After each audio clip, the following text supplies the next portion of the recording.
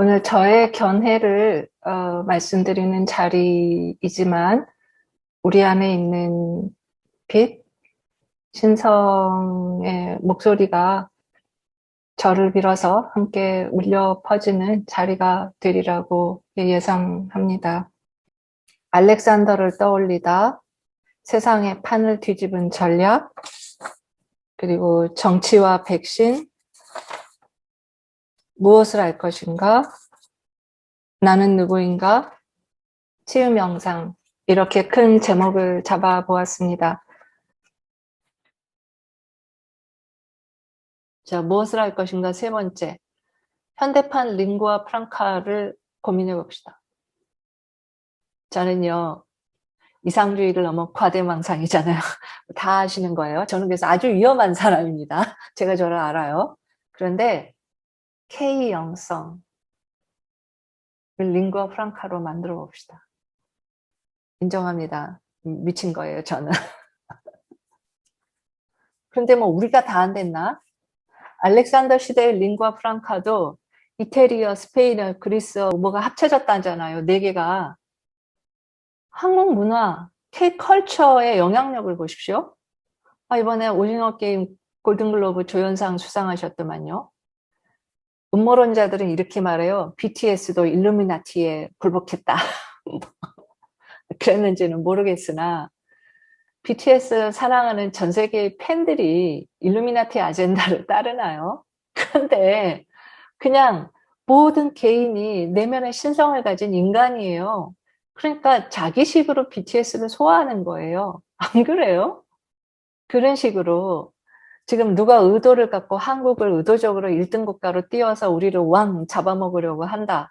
뭐 그럴지도 모르겠어요. 잡아먹혀서 뭐 어떻게 될지는 모르겠으나 그게 인터트와인 된다라는 거예요. 한국 문화의 영향력이 전 세계에 퍼져나가 버렸어요. 그래서 한국을 좋아해, 사랑해. 이를 어쩔? 음모를 꾸미는 주도 세력이 이게 원하는 건가요? 전 세계 사람들이 한국 문화를 사랑하고 한국을 좋아하는 거 글쎄 이걸 원했겠냐고. 좋아, 한국을 왕 잡아먹으려고 했다 쳐도. 그러니까 이게 이원성이에요. 빛과 그림자의 이원성. 우리는 어둠이 딱 닥쳤어. 어쩔? 어떻게 조심조심 살아남아야지. 뭐. 살아남아서 그 빛의 요소를 갖고 내가 어떻게 할까? 이걸 연구를 하는 게 인간이잖아요. 여기에서 제가 주목하는 거는 뭐 관광도 있고 수출 상품, 패션 K컬처가 난리인데 한글의 역할입니다. 한글.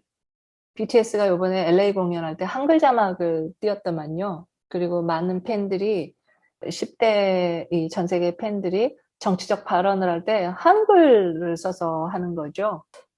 참 한글의 장점이 뛰어나게 있으니까요. 그래서 K 영성에서 영어도 영어지만 한글이 역할을 할 수도 있겠다. 지금 우리 힐링스쿨에서 어떤 심볼이나 챈팅할 때 초콜릿, 다이코미오 이런 식의 일본 발음을 하는데 나중에 우리가 한글로 사랑, 평화 이렇게 해야 되겠다. 그러니까 어떤 부정적인 의도가 작용한다 할지라도 우리는 그 안에서 일어나는 intertwined 된 역할을 본다. 이 증거를 예를 들어볼게요. 미국의 영향력 있는 그 20대 여성 배우가 있어요. 클로이 모리츠 아시죠? 이 친구가 한국 매니아인 것 같아요. 일본에 갔다가 이제 일본 기자들이 한국을 좀 무시하는 그런 답변을 기대하면서 질문을 했는데 클로이 모리츠가 가만히 있다가 그들의 문화는 세계를 감동시킨다. 이렇게 대답해 버렸어요. 또 한 사람 있어요. 이사벨 마이어스. 이 친구 한글 매니아인 같아. 인스타에 보면 한국어 공부하고 있어요. 그래서 메시지를 한글로 날려, 이 친구가. 영어를 한국어로. 그리고 세월호를 잊지 않겠다라고 남기고 또 그리스나 소아시아 지역의 학살 역사를 한국어로 공유했어요. 영어와 한국어로.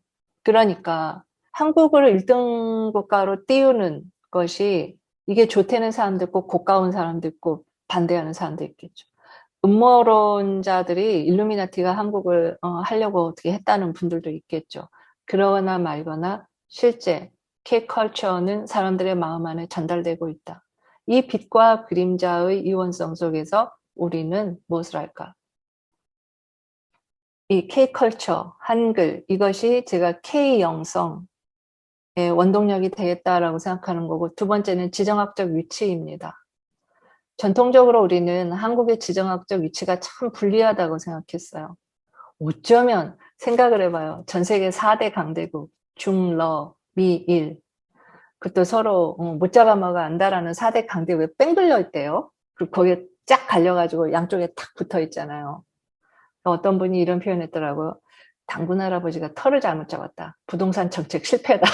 당군 패밀리가 부동산을 잘못 잡았다. 그런데 이게 21세기에 명당을 잡았을 수도 있어요. 왜 그러느냐? 이 또 인터트와인이요. 자본주의의 구조적 한계입니다. 무슨 말이냐?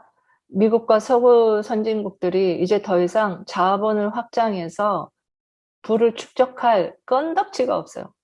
전 세계 글로벌라이즈 다 시켰죠? 미국 중산층이 집까지 다 빼먹었죠? 서브프라임 모기지가 그런 거죠. 이런 말도 못해요. 어디를 더 빼먹을 수 있느냐? 동북아시아예요. 만주, 시베리아, 한반도.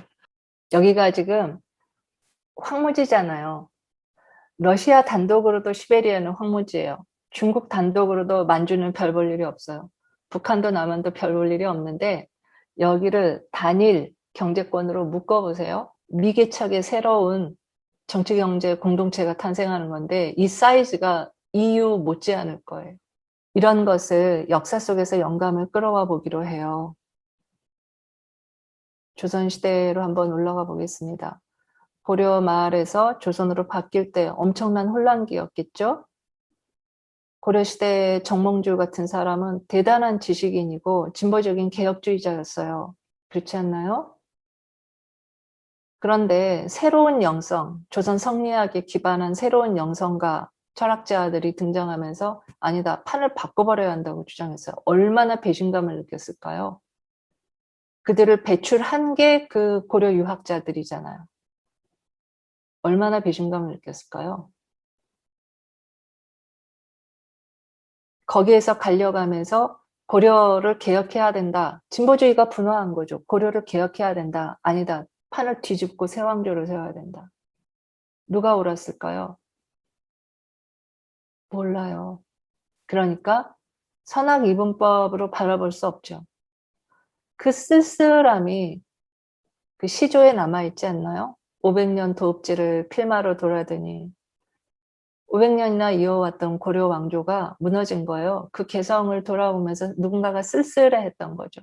그러니 조선 왕조 500년이 지나고도 그 고려의 몰락을 쓸쓸하게 탄식하는 시조가 전해져 있다는 거죠. 슬퍼하는 자가 역사에 기억되는 방식이겠죠.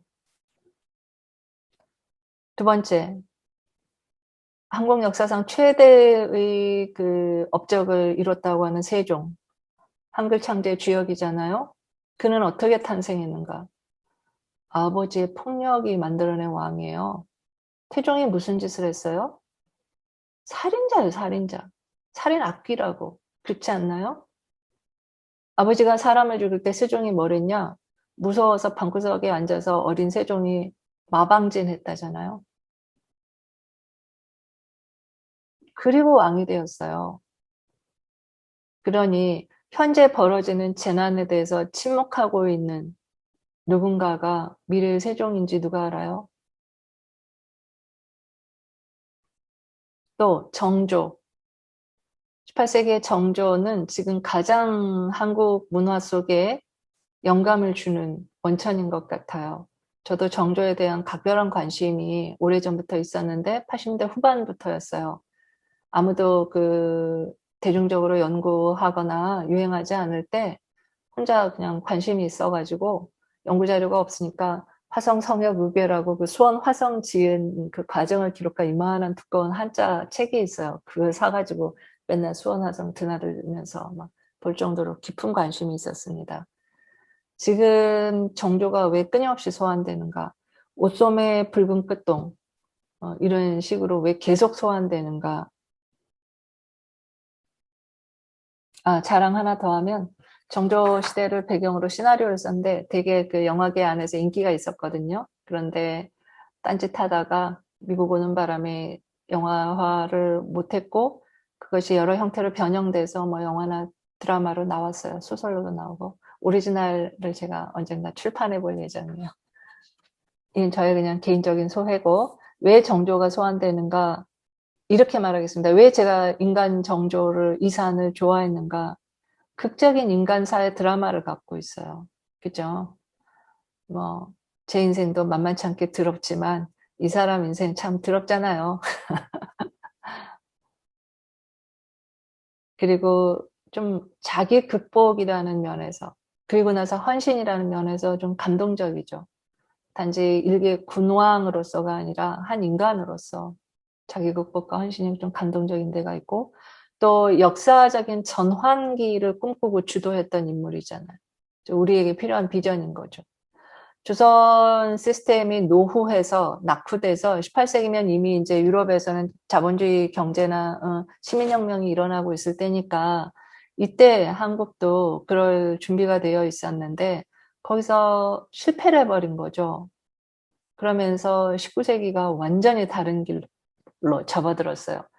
그러니 이 인물의 인간에 대한 어떤 공감이나 연민, 그 다음에 역사적 전환기에 대한 우리의 어떤 역사적 실패 트라우마, 정조의 갑작스러운 죽음으로 대변되는 실패 트라우마, 이 부분이 끊임없이 21세기의 정조를 소환하는 이유일 거라고 생각을 해요. 그리고 리더, 정치적 리더는 어떠해야 되는가에 대한 어떤 원형, 아키타입을 계속 가져오는 거죠. 그죠? 극심한 정치적 대립 속에서 그는 보복을 한 사람이 아니잖아요. 끌어안고 가려고 노력을 했는데 어쨌든 실패를 했죠.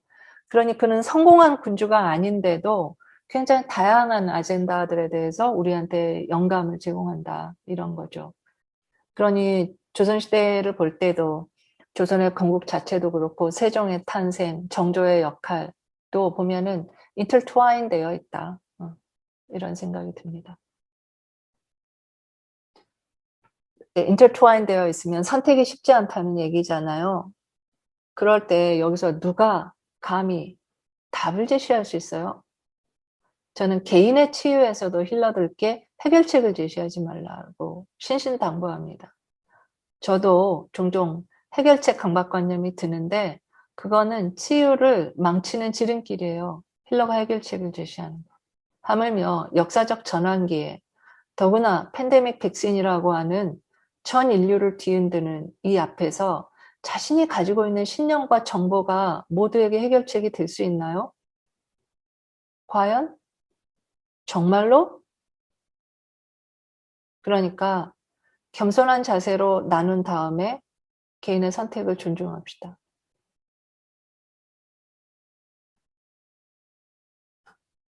선택에 맡기고 그 각자의 지성을 신뢰합시다.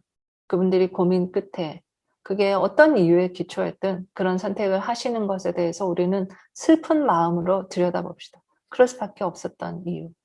그렇게 할 수밖에 없는 이유에 대해서 슬픈 마음을 가집시다. 그 사람이 역사의 승리자가 될 거예요. 리더가 될 거고 지금도 마찬가지입니다. 그래서 지지할 권리도 있고 비판할 권리도 있어요. 그러나 개인이나 집단의식이 선택하면 존중해야지 어떻게 해요? 어떡합니까? 여기까지가 제가 생각하는 무엇을 할 것인가입니다. 그러면 무엇을 할 것인가에 수반되는 거는 그 저변이 내가 누구인가예요. 나의 정체성이 무엇인가.